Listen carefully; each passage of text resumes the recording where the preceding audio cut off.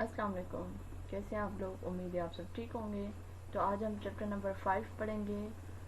Class 5 की social study का ये टॉपिक है, द स्ट्रगल फॉर इंडिपेंडेंस। इस टॉपिक की जितनी इम्पोर्टेंस है ना, मतलब ये सिर्फ आपको मतलब कोई भी टेस्ट आप ले लो उसमें इससे सवाल ज़रूर आता है, जो ज़रूर ही आता है। तो मैं इंशाल्लाह आप लोगों के साथ एक शेयर भी करूँगी। एक मेरे पास टाइमलाइन मैंने लिखी हुई है, जब मैंने सीसी की तैयारी की थी तो उस वक्त मैंने टाइमलाइन लिखी थी, तो वही टाइमलाइन मैं आप लोगों के साथ भी शेयर करूँगी। लेकिन अभी हम इससे पढ़ते हैं और फिर जब ये चैप्टर कंप्लीट हो जाएगा तो मैं टाइमलाइन भी आप लोगों के साथ शेयर करूँगी कि कहाँ से क्या हुआ था और एंड कहाँ हुई थी। ठीक है, तो chapter number 5 struggle for independence, मतलब आज़ादी के लिए जो जदोजहद हुई थी उसके बारे में आज हम पढ़ेंगे। इस चैप्टर को मैंने हिस्सों में तकसीम किया हुआ है। आज फर्स्ट पार्ट है, ठीक है, और इंशाल्लाह नेक्स्ट वीडियो भी जल्दी आ जाएगी। तो स्टार्ट है जी, British take control of India, मतलब ब्रिटिश ने इंडिया के ऊपर कब्जा कर लिया, उस पर कंट्रोल कर लिया। तो हमने क्लास 4 में हमने ये पढ़ा था कि जो ब्रिटिश है वो इंडिया आए थे for the purpose of trade के मकसद से आए थे। और जब उस वक्त जो थी पावर थी मुगल्स एम्पायर के पास, और इनका ये जब ब्रिटिश इंडिया के तरफ आ गए फॉर द ट्रेड, तो मुगल एम्पायर का जो पावर थी वो डिक्रीज होना शुरू हो गई। ठीक है, और फिर स्लोली जो ब्रिटिश का जो ट्रेड वाला मकसद था, being a traders in India to bringing India under control, और फिर उन्होंने इंडिया के ऊपर ब्रिटिश वालों ने कब्जा कर लिया। तो आगे जी इसमें ये कह रहे हैं कि डिफरेंट पॉलिसीज़ थी, थ्रू डिफरेंट पॉलिसीज़ उन्होंने ऐसी पॉलिसीज़ बनाई तो ब्रिटिश वालों ने कंट्रोल हासिल कर लिया most of the parts of the sub continents. और ये कब? बाय 1818। ठीक है, और उस वक्त कुछ एरियाज जो थे जो रह गए थे, जो इंडिपेंडेंट थे, उन पे किसी की हुक्मरानी नहीं थी, उस एरियाज में अब जो है पाकिस्तान भी है, तो वो एरिया भी वही था जो अब पाकिस्तान है। वो एरिया उस वक्त सब कॉन्टिनेंट में ये पाकिस्तान वाला हिस्सा था, ये इंडिपेंडेंट था, इस पे किसी की हुक्मरानी नहीं थी। तो इस एरियाज में 1849 में फिर these areas also come under the British control. फिर 1849 में ये एरियाज भी ब्रिटिश के कंट्रोल में आ गए। फिर ब्रिटिश एम्पायर ने now stretch from Khyber pass in the north to the Indian ocean in the south and from Balochistan in waste Bengal in the east. अब फिर उन्होंने खींचना शुरू कर दिया, इन्होंने अपनी हुक्मरानी को खैबर पास से जो नॉर्थ की तरफ था to the Indian ocean in the और north to the Indian ocean in the south, और साउथ की तरफ देखें, and from Balochistan the waste to Bengal in the east. तो इन्होंने इस तरीके से इनके ऊपर कब्जा करना शुरू किया। अब आते हैं वार ऑफ इंडिपेंडेंस, कि आज़ादी की जो जंग हुई वो कैसे शुरू हुई। अब ब्रिटिश ने फतह कर लिया था इंडिया। अब लोग जो स्ट्रगल कर रहे थे कि इंडिया को जो है ब्रिटिश की हुक्मरानी से, ब्रिटिश की पॉलिसी से, ब्रिटिश के रूल से हम आज़ादी दिलाएं। तो 1857 में इन्होंने जंग लड़ना शुरू की, दे fought a war for independence, और उसके कुछ रीजंस थे। अब रीजंस कौन कौन से थे वो नीचे हाईलाइटेड हैं। सबसे पहला रीज़न तो इसमें ये है कि जो लोकल कस्टम्स थे या जो ट्रेडिशंस थे लोगों के, ब्रिटिश वाले उनकी इज्जत नहीं करते थे। सबसे पहला रीज़न ये था।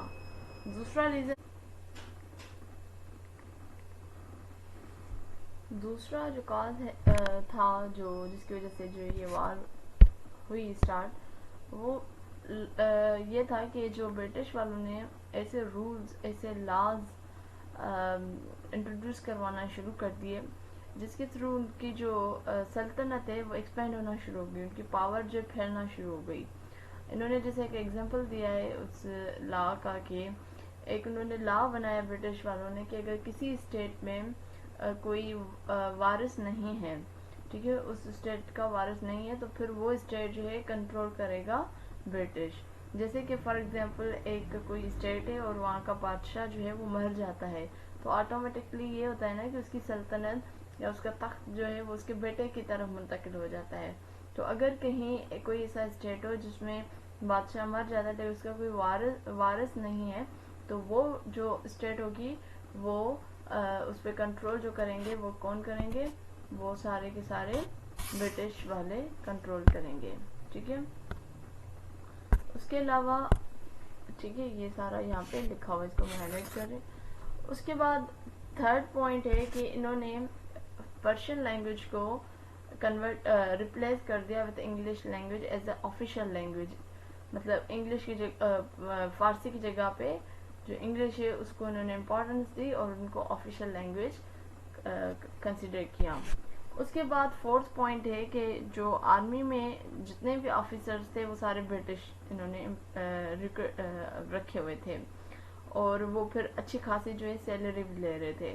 لیکن جو سولجرز وغیرہ تھے وہ سارے انڈینز تھے اور ان کو بہت ہی کم جو ہے سیلری بھی دے رہے تھے. تو اس طریقے سے بائسنس بھی انہوں نے رکھی ہوئی تھی.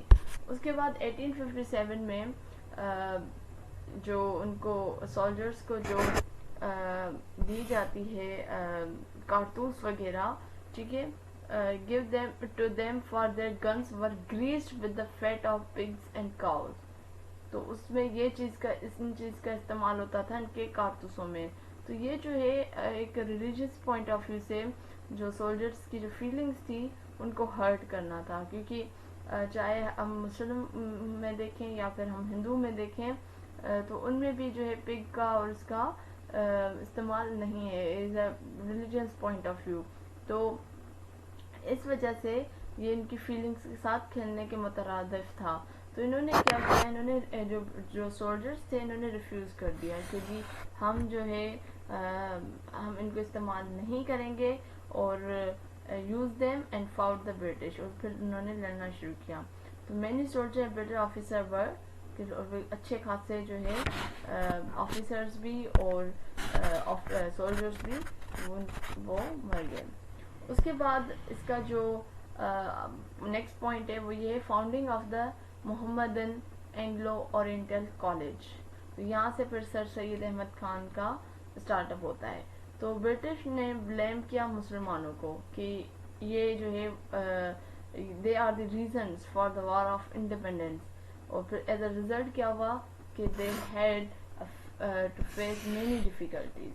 پھر ان کو کافی مسئلے مسلمانوں کو فیس کرنا پڑے. تو پھر اس وقت جو ہے ایسی مسلمانوں کے لیے جو سخت حالات تھے ان میں ایک امید کی جو کرن تھی وہ تھے سر سید احمد خان. ٹھیک ہے, تو انہوں نے ہیلپ کی اور انہوں نے گائیڈ کیا, انہوں نے لیڈ کیا مسلمانوں کو, اور انہوں نے کوشش کی کہ جو برٹش رولرز ہیں وہ انڈرسٹینڈ کر سکیں کہ ریزنز کیا تھے اس وار آف انڈیپینڈنس کے, اور وہ پھر چینج کریں برٹش والے اپنا بیہیویئر ٹورڈ دا مسلم, کیونکہ ان کو تو یہ لگتا تھا برٹش والوں کو کہ یہ سارا جو ہوا ہے وہ مسلمانوں کی وجہ سے ہوا ہے. تو پھر اس وقت سر سید احمد خان نے کوشش کی, انہوں نے برٹش والوں کو انڈرسٹینڈ کروانے کی کوشش کی کہ ریزنز کیا تھے اس جنگ کے, اور تاکہ وہ پھر اپنا بیہیویئر مسلمانوں کے ساتھ صحیح کر سکیں. اور پھر سیم ٹائم پہ ہی انہوں نے ایڈوائز کیا مسلمانوں کو کہ وہ انگلش لینگویج سیکھیں اور سائنس کو بھی سمجھیں, اور ساتھ ساتھ ان دو چیزوں کے ساتھ ساتھ اپنی اسلامک اسٹڈیز کو بھی فالو کریں. اور اس پرپز کے مطابق اس پرپز کو لیتے ہوئے انگلش اور سائنس اور اسلامک اسٹڈی کو انہوں نے اس پرپز کو سامنے رکھتے ہوئے انہوں نے محمدن اینگلو اورینٹل کالج کا مطلب انہوں نے اس کا بنیاد رکھا, انہوں نے اسٹیبلش کی, وچ ان 1920 بیکم دا علی گڑھ مسلم یونیورسٹی. اور پھر جو محمدن اینگلو اورینٹل کالج ہے وہ 1920 میں اس کو علی گڑھ مسلم یونیورسٹی کا درجہ ملا، اور اس کے سر سید احمد خان کے جو ایفرٹ سے اس کا رزلٹ یہ ملا کہ مسلمانوں نے ایک اچھی ایجوکیشن لینا اسٹارٹ کی، انہوں نے اچھی ایجوکیشن لی، اور it also made them aware of the need to organise them self to struggle for the right, اور پھر ان کو یہ ملا کہ کیسے ہم اپنے حق کے لیے کس طریقے سے ہم لڑ سکتے ہیں۔ اب ہم بات کرتے ہیں دا انڈین نیشنل کانگریس کی۔ 1885 میں British formed a political party by the name of Indian National Congress۔ تو یہ بندے کا نام آپ یاد رکھیں اور یہ ڈیٹ بھی یاد رکھ لیں۔ 1885 میں Indian National Congress means Indian National Congress جو پارٹی کا نام ہے پولیٹیکل پارٹی، وہ اس کا وہ بنیاد اس پارٹی کا ڈالا گیا، اور اس پارٹی نے اچھی خاصی پاپولیرٹی حاصل کی with the help of the British government, ٹھیک ہے، برٹش گورنمنٹ نے ان کی بڑی سپورٹ کی، اس کے تھرو انہوں نے ہیلپ حاصل کی۔ تو اس میں پھر اچھے خاصے جو پرماننٹ لیڈر ہندو لیڈرز تھے بیسکلی، انہوں نے اس پارٹی کو جوائن کیا، اور with in a few years یہ پارٹی جو ہے become completely political party of the ہندوؤں کی یہ پارٹی بن گئی۔ کی ہیلپ جو ہے برٹش گورنمنٹ نے کی تھی، لیکن جو ہے بعد میں یہ اس میں سارے پولیٹیکل پارٹی جو بن گئی وہ ہندوؤں کی بن گئی۔ اس کے بعد آتے ہیں پارٹیشن آف بنگال۔ اب 1905 میں British partition Bengal into largely Muslim east and mostly Hindu west. انہوں نے حصے کیے اس طریقے سے، دو حصے کر لیے، ایک انہوں نے ایسٹ بنگال اور دوسرا ویسٹ بنگال۔ ایسٹ بنگال میں جو تھی وہ زیادہ تر مسلمانوں کی آبادی تھی، ٹھیک ہے، یہ جو پارٹ ہے، اور جو ویسٹ بنگال تھا اس میں زیادہ تر ہندوؤں کا تھا، اور یہ کب ہوا تھا؟ 1905 میں ہوا تھا۔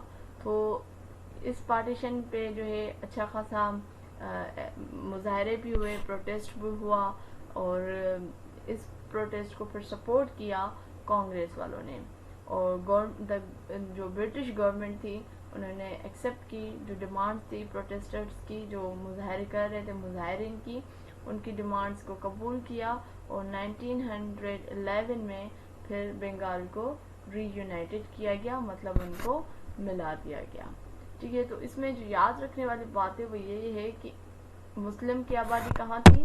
وہ ایسٹ بنگال میں تھی، اور ویسٹ بنگال میں ہندوؤں کی تھی، تو یہ بھی آپ نے یاد رکھنا ہے۔ اس کے بعد آتے ہیں formation of all India Muslim league.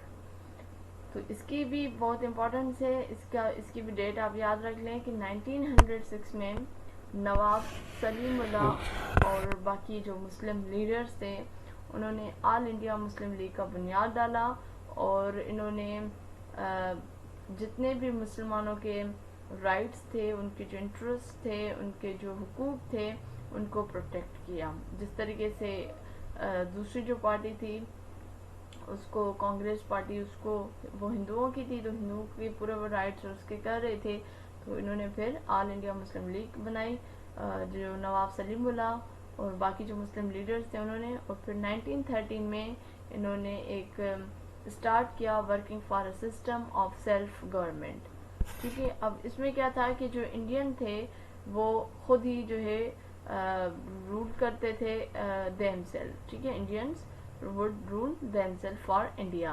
At this time Quaid Azam Muhammad Ali Jinnah become a member of this Muslim League، وہ بھی اس پارٹی کا حصہ تھے۔ اب آتے ہیں لکھنؤ پیکٹ کی طرف، اور یہ اس کا آج اس پارٹ کا لاسٹ ٹاپک ہے۔ جب مسلم لیگ جوائن کر لی قائد اعظم محمد علی جناح نے، تو انہوں نے آرگنائز کی ایک joint meeting of the Congress and Muslim League in 1960 میں۔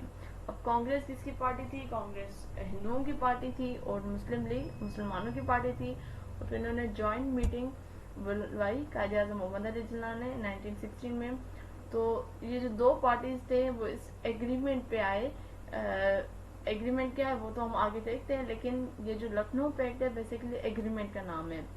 تو انہوں نے ایگریمنٹ کیا، اور وہ جو امپورٹنٹ پارٹ تھا اس ایگریمنٹ کا وہ یہ تھا کہ Congress agreed to separate electorates for the Muslim.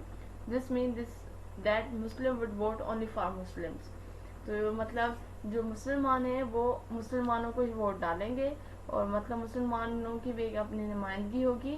تو یہ جو ہے کانگریس والے اس پہ متفق ہوئے تھے. تو یہ بیسیکلی ایگریمنٹ تھا.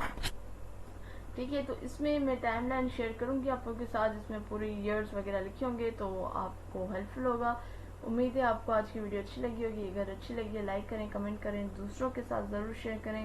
مجھے اپنی دعا میں یاد رکھیں. آواز ضرور نیکسٹ ویڈیو میں. تب تک مجھے